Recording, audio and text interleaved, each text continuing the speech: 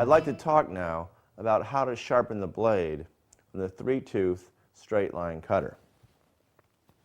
It's very similar to the 2-tooth radius cutter, except we have to do a little bit more maneuvering.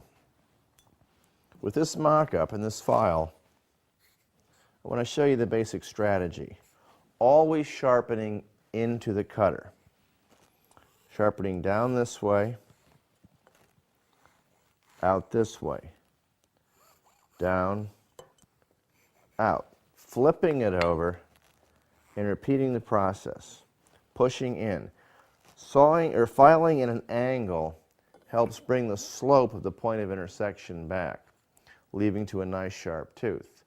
The fundamental principle of sharpening applies here. If I can roll my cutter around and see any reflection off the points, it means I have a flat spot, and flat spots won't cut. To sharpen the actual cutter, I'm going to use a small triangle file. This is a Gros Bay, and these are about, I don't know, $10, $12 a piece. It's a number 2 cut triangle file, and it allows me to get right into the corners. A few licks help establish the points. This way, coming back, repeating the process on the other outside tooth.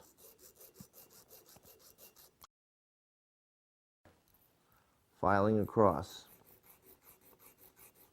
Flipping over, doing the center tooth. Always, always when I'm filing the upper edge and doing my utmost not to hit the opposing face.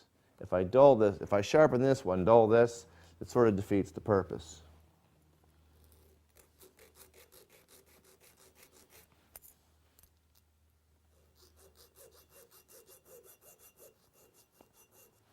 When filing this tool,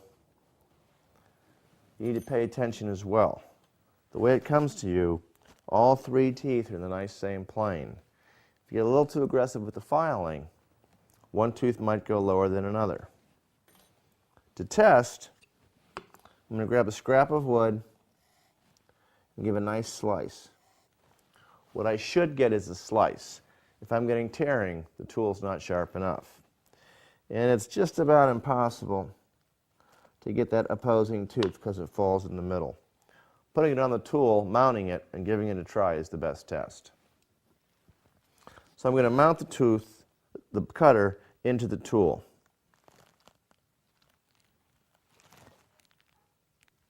And I always do it in such a manner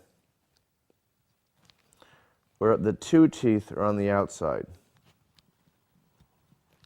And what I mean by that is I have the option of mounting this blade this way with 2 teeth in, or this way with the 2 points out.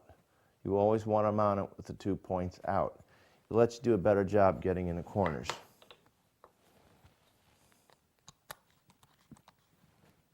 I'm going to push that in just a little bit more.